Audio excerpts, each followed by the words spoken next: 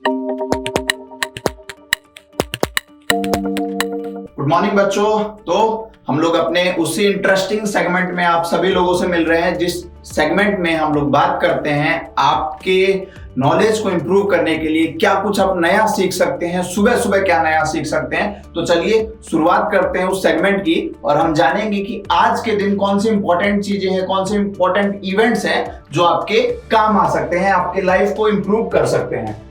तो चलिए, ये पहला पेज है आज दैनिक जागरण का और इसमें क्या कुछ हम देख पा रहे हैं आप लोगों के लिए वो डिस्कस करते हैं। सबसे पहला जो इम्पोर्टेंट न्यूज है वो ये है, जो हम लोग बहुत पहले से बात कर रहे थे कि कांग्रेस के अध्यक्ष पद का चुनाव है, होने वाला है। तो वो दिन आज है, आज ही कांग्रेस पद के जो अध्यक्ष पद है उसका चुनाव होगा। चुनाव में आप लोग पहले भी कई बार डिस्कस हम लोग कर चुके हैं, कैंडिडेट कौन कौन है, शशि थरूर और मल्लिकार्जुन खड़गे।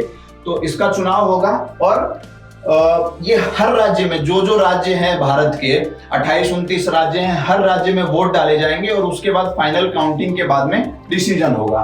तो डिसीजन जब होगा उस दिन भी हम लोग बात करेंगे कि कौन जीत रहा है और कौन जीत गया, उसके ऊपर हम लोग अलग से डिस्कशन करेंगे। लेकिन आज चुनाव है तो उसके बारे में हमें इंफॉर्मेशन देना जरूरी था। उसके अलावा अगर देखा जाए तो एक और इम्पोर्टेंट न्यूज है, और वो इम्पोर्टेंट न्यूज क्या है कि जैसा कि आप सभी जानते हैं कि एक कहा जाता था, एक कहावत थी कि अगर आपको एक्चुअल में कुछ अपने आप को इम्प्रूव करना है या बहुत अच्छा दिखना है तो आपको इंग्लिश सीखनी जरूरी है। लेकिन अब उस चीज को भी खत्म कर दिया गया है। बड़े बड़े एग्जाम्स पहले होते थे, आप देखें कि इंजीनियरिंग के एग्जाम, मेडिकल के एग्जाम, वो सारी चीजें पूरी की पूरी पढ़ाई इंग्लिश में होती थी। अब उसको खत्म कर दिया गया है और अब मेडिकल की पढ़ाई, मतलब आप अगर एमबीबीएस करना चाहते हैं, वो भी पढ़ाई हिंदी में शुरू हो चुकी है। और कहां से शुरुआत हुई है? मध्य प्रदेश से। कल वो जो बुक्स हैं, एमबीबीएस की बुक्स हैं, उनका इनॉग्रेशन हुआ, उनकी लॉन्चिंग हुई। तो ये एक अच्छी न्यूज है उन बच्चों के लिए जो हिंदी को छोड़ के दूसरे लैंग्वेज पे शिफ्ट नहीं होना चाहते। और मुझे लग रहा है कि बहुत अच्छा स्टेप है। जब तक आप अपनी लोकल लैंग्वेज में कुछ नहीं सुनेंगे तो आपको उतने अच्छी तरीके से आप चीजें ग्रैप नहीं कर पाते। तो बहुत अच्छा स्टेप है कि हाँ, अब आप बड़े बड़े जो एग्जाम्स होते हैं, बड़ी बड़ी जो इंस्टीट्यूशन में जाने की पढ़ाई होती है, वो सारी चीजें आप हिंदी में और अपनी लोकल लैंग्वेज में कर सकते हैं। और इससे उन सभी बच्चों को फायदा होगा जो बच्चे हिंदी को अपना फर्स्ट लैंग्वेज समझते थे। तो अच्छी न्यूज है और खुश होने वाली न्यूज है। एक और ये आप फर्स्ट पेज पे न्यूज देखें कि जैसा कि हम लोग कल की न्यूज में या उससे पहले के न्यूज में बात कर चुके हैं कि 16 तारीख से, यानी कि कल से T20 वर्ल्ड कप शुरू होने वाला है और शुरू हो चुका है। तो उसमें जो पहला मैच था वो श्रीलंका और नामीबिया के बीच था। लेकिन चौंकाने वाली क्या बात है कि अभी रिसेंट में 1 महीने पहले श्रीलंका ने एशिया कप जीता था और T20 के पहले मैच में ही नामीबिया ने श्रीलंका को हरा दिया है। तो ये एक शॉकिंग न्यूज है। और हाँ, होता भी है, जो क्रिकेट है वो अनिश्चितताओं का खेल है। कोई भरोसा नहीं है कि कौन सी टीम कब बाजी पलट जाए। तो ऐसा ही हुआ, नामीबिया ने पहला मैच जीत लिया है श्रीलंका से और श्रीलंका के लिए एक झटका है। हाँ, आगे बढ़ते हैं और हम लोग सीधा वहीं पहुंचेंगे जहां हमारे लिए इंपॉर्टेंट न्यूज है। तो देखा जाए कि कहां हमें कुछ किस पेज पे अच्छा मिल रहा है। ये नेशनल पेज है और इस पे कुछ खास हमें नहीं मिला।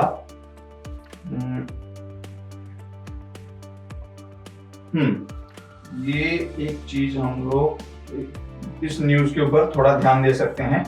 न्यूज नहीं है, ये बेसिकली आर्टिकल है, एडिटोरियल है। और इस एडिटोरियल में क्या कहा गया है?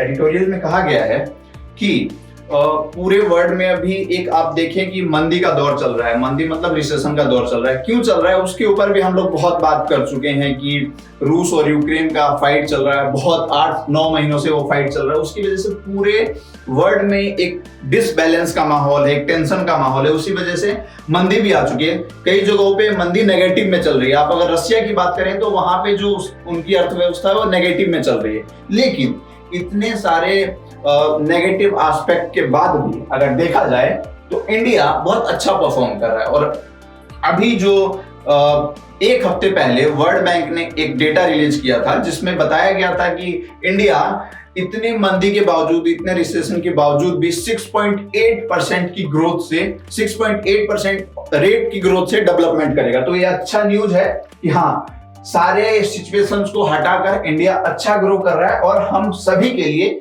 एक गर्व की बात है और अच्छी बात है, अच्छी सूचना है। तो इस पूरे आर्टिकल में उन्हीं चीजों पे फोकस किया गया है कि ऐसे कौन कौन से रीजन्स है, कौन कौन से फैक्टर्स हैं, हमारी इकोनॉमी इतनी स्ट्रांग क्यों है कि बाकी सिचुएशंस को हम लोग साइड में करके और अच्छा डेवलप कर रहे हैं। उन सारी चीजों पे इस पूरे आर्टिकल में बात हुआ है। हाँ, एक और ये पूरा बिजनेस का पेज है और बिजनेस के पेज में एक आप चीज देख रहे हैं कि जो वित्त मंत्री निर्मला सीतारमण, उन्होंने बोला है कि रुपया नहीं गिर रहा है, डॉलर मजबूत हो रहा है। क्यों बोला है? क्योंकि पिछले कुछ हफ्तों से इस चीज पे भी चर्चा चल रही है कि भारतीय रुपया, इंडियन रुपीज बहुत तेजी से नीचे गिर रहा है। और तेजी से कितना नीचे गिर रहा है कि वो पिछले साल में, मतलब अभी तक जो साल बीता है उसमें 10% तक वो टूट चुका है, 10% नीचे चला गया है। और ये बहुत नेगेटिव न्यूज है इंडियन इकोनॉमी के लिए कि रुपया इतना कमजोर हो रहा है। पर इसके कई सारे रीजंस है। कई सारे क्या रीजंस हो सकते हैं? कई सारे रीजन, सबसे बड़ा फैक्टर तो है रूस और यूक्रेन का फाइट जो चल रहा है, उसकी वजह से जो क्रूड ऑयल है, क्रूड ऑयल महंगा हो गया है, जिसकी वजह से भारत को ज्यादा डॉलर्स स्पेंड करने पड़ते हैं। और जब ज्यादा डॉलर स्पेंड करेंगे तो डॉलर की डिमांड बढ़ेगी, उसकी वजह से रुपया अपने आप कमजोर होगा। इस तरीके के तमाम फैक्टर्स हैं जिसकी वजह से रुपया कमजोर हो रहा है। लेकिन फिर भी कई ऐसे फैक्टर्स हैं जो हमें खुश करते हैं, जैसे कि हमारी इकोनॉमी अभी भी स्ट्रांग है। हाँ, कुछ समय लगेगा कि रुपया कंट्रोल हो जाएगा, उसके लिए आरबीआई और सरकारें काम कर रही हैं, बहुत अच्छे स्तर पे काम कर रही है। तो उम्मीद करेंगे कि इस साल में, मतलब जो 2022 खत्म होने वाला है, इस साल में रुपया को कंट्रोल कर लिया जाए। ये बहुत स्वाभाविक और बहुत एक पॉजिटिव न्यूज है। पॉजिटिव न्यूज के साथ में आप कहें कि एक कॉमन सी न्यूज है। क्या न्यूज है कि अक्टूबर में या अक्टूबर के 15 दिनों में जो फ्यूल की डिमांड है वो बढ़ी है। बहुत सिंपल है, इसके पीछे सिंपल लॉजिक क्या है कि अक्टूबर में फेस्टिव सीजन था और फेस्टिव सीजन में जो 2 व्हीलर है, 4 व्हीलर है, उनकी डिमांड बढ़ी है। और जब डिमांड बढ़ी है तो ऑब्वियस है कि फ्यूल का डिमांड बढ़ेगा ही। तो यही एक मतलब इस पूरे न्यूज का एक क्रंच यही है कि हाँ, डिमांड बढ़ी है 4 व्हीलर 2 व्हीलर की, उसकी वजह से फ्यूल्स के डिमांड बढ़े हैं। हाँ, ये एक अच्छी न्यूज है। और आपको आज क्या बहुत मतलब मैं एक प्राउड फील कर रहा हूं कि आज हमें बिजनेस पेज पे बहुत अच्छी न्यूज मिल रही है और बहुत सारी न्यूज हमें बिजनेस पेज पे मिली है, जिसको मैं थोड़ा सा आपको डिटेल में समझाऊंगा इस वाली न्यूज को। और ये क्या है, लिखा हुआ है भारत में अगले 5 साल में आ सकता है 475 अरब डॉलर का एफडीआई। सबसे पहले आप सभी बच्चों को समझना जरूरी है कि एफडीआई क्या होता है। एफडीआई का मतलब होता है फॉरेन डायरेक्ट इन्वेस्टमेंट। क्या होता है? एफडीआई का मतलब होता है फॉरेन डायरेक्ट इन्वेस्टमेंट। तो इस रिपोर्ट में कहा गया है कि अगले 5 सालों तक भारत में अगले 5 सालों तक 475 अरब डॉलर का एफडीआई जा सकता है। मतलब कि जो कंपनियां भारत में काम कर रही हैं, उन कंपनियों में विदेश की कंपनियां इन्वेस्ट कर सकती है। और कितना इन्वेस्ट कर सकती है? 475 अरब डॉलर इन्वेस्ट कर सकती है। ये एक रिपोर्ट से पता चला है। बहुत सारी एजेंसियां हैं जो इससे रिलेटेड रिपोर्ट्स बनाती हैं, रिसर्च करती हैं और उसके बाद इस डेटा को रिलीज करती हैं। तो उस डेटा में बताया गया है कि एफडीआई, और इसका रीजन क्या है? इसका रीजन बहुत साफ है। एफडीआई क्यों आता है किसी भी कंट्री में, या बाहर की कंपनियां क्यों इन्वेस्ट करती है किसी एक कंट्री में? क्योंकि वहां पे एनवायरनमेंट बहुत अच्छा होता है, वहां पे ग्रोथ के चांसेस होते हैं। और भारत में ग्रोथ के चांसेस का सबसे बड़ा फैक्टर क्या है? पॉपुलेशन। पॉपुलेशन भारत में 130-132 करोड़ के आसपास का है। और इतने बड़े पॉपुलेशन में किसी भी चीज की डिमांड होगी। आप छोटी से छोटी चीज और बड़ी से बड़ी चीज देख लें, उसकी डिमांड अपने आप बढ़ेगी क्योंकि पॉपुलेशन इतनी ज्यादा है। इसीलिए सभी कंपनियां, चाहे वो अमेरिका की कंपनी हो, चाइना की कंपनी हो, जापान की कंपनी हो, सभी का फोकस होता है कि इंडियन मार्केट को ट्रैप किया जाए। अगर इंडियन मार्केट को एक बार ट्रैप कर लेंगे तो वहां पे जितनी भी पॉपुलेशन है उनको इजिली ट्रैप किया जा सकता है और वहां से अच्छा अमाउंट, अच्छा रिटर्न लिया जा सकता है। तो इसलिए ये कंपनियां जो विदेश में दूसरे कंट्रीज में रह रही हैं वो 475 करोड़ का अगले 5 सालों में इन्वेस्टमेंट करेगी। भारत के लिए भी अच्छी चीज है। भारत में जब बाहर से इन्वेस्टमेंट आएगा तो जॉब्स नए होंगे, लोगों को नए नए प्रोडक्ट्स मिलेंगे, लोगों को अच्छे प्रोडक्ट्स मिलेंगे, लोगों को कम प्राइस पे प्रोडक्ट मिलेंगे क्योंकि कंपटीशन बढ़ेगा। तो ये सारे फैक्टर हैं, सारी अच्छी चीजें होंगी। तो ये अच्छा एक न्यूज है जो आप सभी को बताना जरूरी था। हाँ, इसके अलावा ये इंटरनेशनल पेज है और इंटरनेशनल पेज पे बहुत कुछ ऐसा इंपॉर्टेंट नहीं है जो हम लोग डिस्कस करें आज के सेशन में। तो हम लोग आगे बढ़ते हैं। ये स्पोर्ट्स पेज है, लेकिन स्पोर्ट्स पेज पे आप देखें कि वही न्यूज को स्पोर्ट्स के फ्रंट हेडलाइन में दिया गया है जो हम लोगों ने फ्रंट पेज पे कवर कर लिया था कि श्रीलंका को हराकर नामीबिया ने किया उलटफेर। ऑब्वियस है उलटफेर किया है क्योंकि अभी 1 महीने पहले ही कोई टीम एशिया कप जीतकर और T20 वर्ल्ड कप खेलने जाती है और उस टीम को एक बहुत कमजोर टीम ने हरा दिया। तो ये बड़ा उलटफेर है और इसके ऊपर पूरी दुनिया में चर्चा हो रहा है कि क्या नामीबिया कोई बड़ा चमत्कार, कुछ बड़ा उलटफेर आगे आने वाले मैचेज में भी कर सकती है। तो उसके लिए हम लोग नजर बना के रखेंगे और जो भी मैचेज होंगे, जो भी बड़े मैचेज होंगे T20 वर्ल्ड कप के, उससे डिस्कस करेंगे। हाँ, उसके अलावा हम लोग अगर आगे बढ़े तो आगे जो नॉर्मल पेजेज होते हैं जो अलग अलग इवेंट्स पे होते हैं वो पेजेस हैं। ये बॉलीवुड का पेज है और कुछ मेडिकल का पेज है।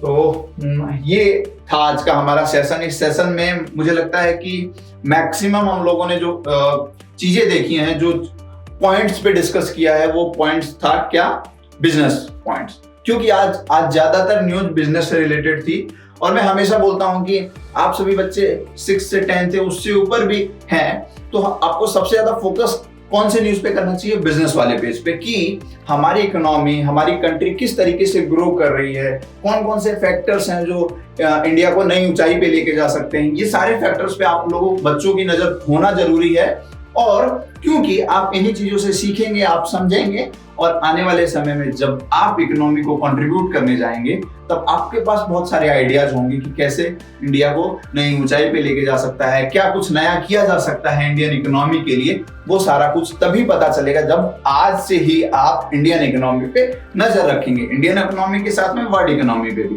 तो इसी के लिए सबसे ज्यादा आज हम लोगों ने जो फोकस किया वो इंडियन इकोनॉमी और बिजनेस से रिलेटेड पेज था। होप कि आपको अच्छा लगा होगा। सारे जो पॉइंट्स हमने क्लियर किए वो आपको क्लियर हुआ होगा। इनको हम लोग आने वाले समय में एक एक पॉइंट को, जो भी हम लोग चीजें सीखते हैं, उनको डिटेल में भी समझेंगे और आप लोगों की नॉलेज को और इनहेंस करेंगे। हमारे साथ जुड़ने के लिए बहुत बहुत धन्यवाद। Thank you.